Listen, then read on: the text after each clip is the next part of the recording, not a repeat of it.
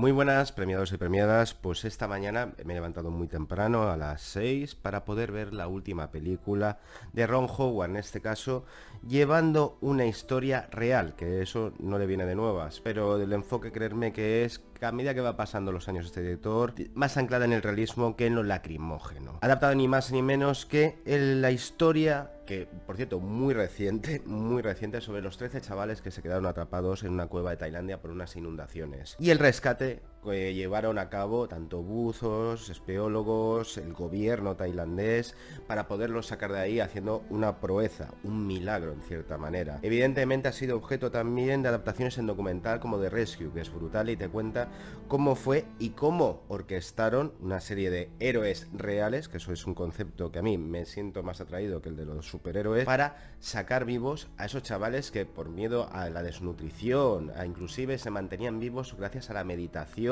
y para tener la mente ocupada con su profesor o su entrenador de fútbol. Todos esos pequeños detalles se encuentran en esta película, entonces a la hora de abordarlo, siempre, como estaba diciendo, tengo cierto miedo y tengo cautela en que las películas, cuando están basadas en hechos reales, Hollywood particularmente tiene una cierta tendencia a la dramatización excesiva. Ron Howard, no voy a descubrirlos. El artesano. Qué mal está considerado la labor de ser un artesano del cine. Un director que en cierta manera no tiene una caligrafía o una ortografía que le haga propio como lo consideren como autor, pero que puede hacer muy buenas películas y se puede adaptar muy bien al tipo de material que le vayan entregando. Muchos pensaréis que Ron Howard es como un Steven Spielberg wannabe en sus inicios. Tiene Willow, o sea, tiene tantos títulos que en cierta manera nos ha tocado y hemos crecido con él, que es un director que fundamentalmente yo le tengo mucho cariño. Sí es cierto que, por ejemplo, cuando hizo Una mente maravillosa o Apolo 13, siempre adaptando hechos o acontecimientos reales, había una tendencia al efectismo, a subrayar mucho, digamos, los elementos más increíbles de la historia, digamos que es hacer trampas, en cierta manera. O qué demonios, Una mente maravillosa, pues la verdad es que era el típico biopic, en cierta manera maniqueo, que había algunas cosas que eran verdad, otras exageradas, y que siempre tenía los efectismos de ahora quiero que la gente llore, subo la música. Eso se va diluyendo, bajo mi punto de vista, es un punto de vista bastante interesante en su carrera, cuando ha abordado, y sobre todo cuando Peter Morgan, el guionista, llegó a su vida, en biopics, pero desde un punto de vista que también adaptándose más anclado en los años 70, más directo al hueso, como en Frost contra Nixon, o para mí su última gran película, que tiene un pulso maravilloso, que fue Rat. Tenemos que decir que después, pues, y se encargó de Han Solo, pues eso, el resultado salió, no es tan mala película, no es tan mala película, pero sí es verdad que parece que Ron Howard con los años ya no tiene ese peso de director intocable, que hasta se podía homenajear o bromeaban con los Simpsons con las bolsas de dinero. 13 vidas esta película, que es de Metro Goldwyn Mayer, al final acabó en Amazon, sin casi publicidad, invisible, sin hacer ruido. Esta película hace 10-15 años, si se hubiera estrenado, tengo la impresión real de que hubiera sido un hit en taquilla, 10 nominaciones, o sea, un tipo de fanfarria que por otro lado echo de menos porque el modelo de cine está cambiando y no creo que precisamente para mejor. Esta película era la típica película que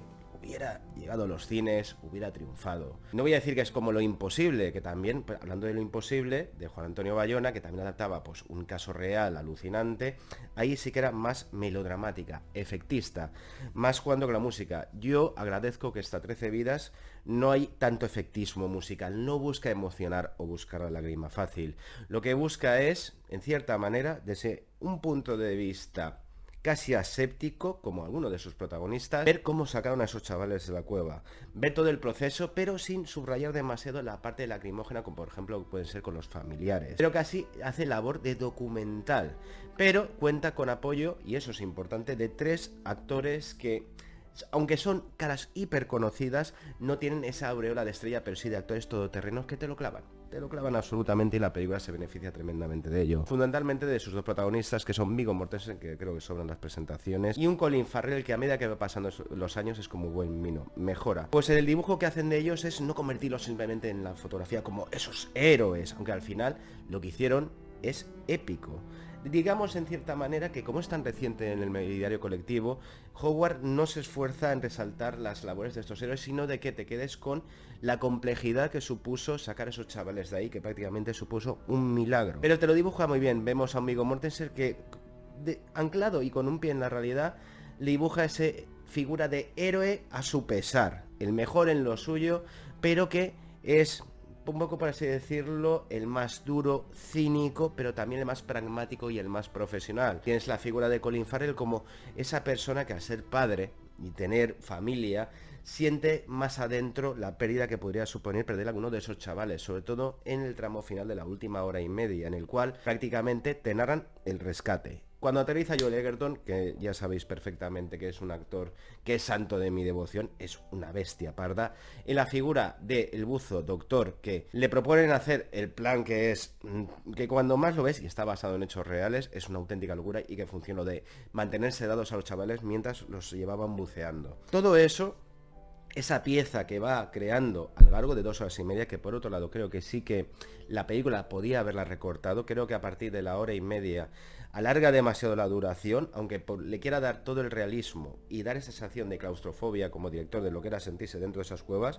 Se ha realizado en estudio, todo eso, creo que está bastante conseguido, pero no he llegado a tener esa sensación de agobio derivado de que somos ya conocedores de la historia. Pero aún así ha realizado Howard una buena labor para meternos en lo que es casi en un pop, en un primera persona, de lo que es un buzo que se está metiendo por recovecos de espeleología que no está preparado todo el mundo para ello, porque simplemente del pánico y del terror debería de la gente de desmayarse. Gente anónima que son voluntarios que van allí y que representan el mejor lado del ser humano. Que cuando todos vamos a una, que eso es un mensaje que no subraya, y eso yo lo agradezco, que los momentos de epicidad no están subrayadas, sino están ancladas en cierto realismo, pues lejos de emocionar, lo que hace es sorprenderte y lo que te hace es sentir júbilo de que de vez en cuando en un mundo que, ya te digo, como estas películas que van directamente a plataformas digitales en vez del cine, con un mundo más cínico, más canalla, ver que hay gente así.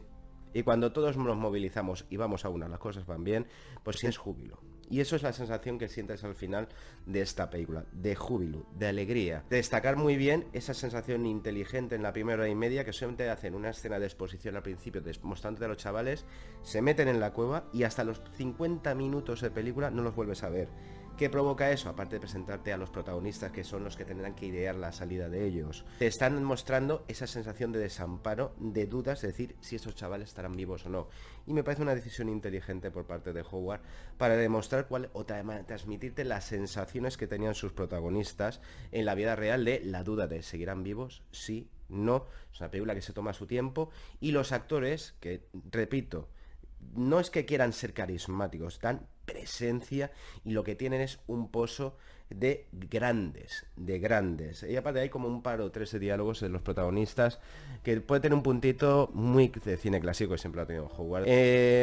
Merece la pena, creo que es la mejor película que ha hecho Ron Howard desde Rush, y que repito que es un cambio de paradigma, porque esta película, si se hubiera estrenado hace 10 años, hubiera triunfado en taquilla con todo, vamos, con todos los números.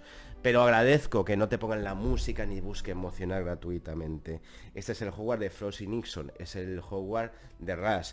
Es un Howard que ya no quiere ponerte como una mente maravillosa, buscar la lágrima fácil.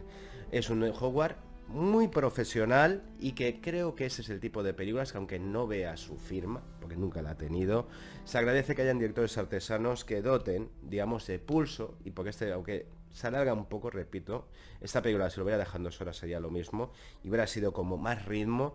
Aún así, es agradecer películas como 13 vidas. Una película que os recomiendo, y por eso le voy a poner 3 estrellas y media.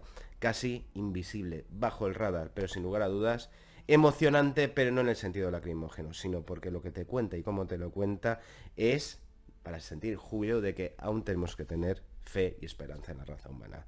Se os quiere, y seguir yendo al cine.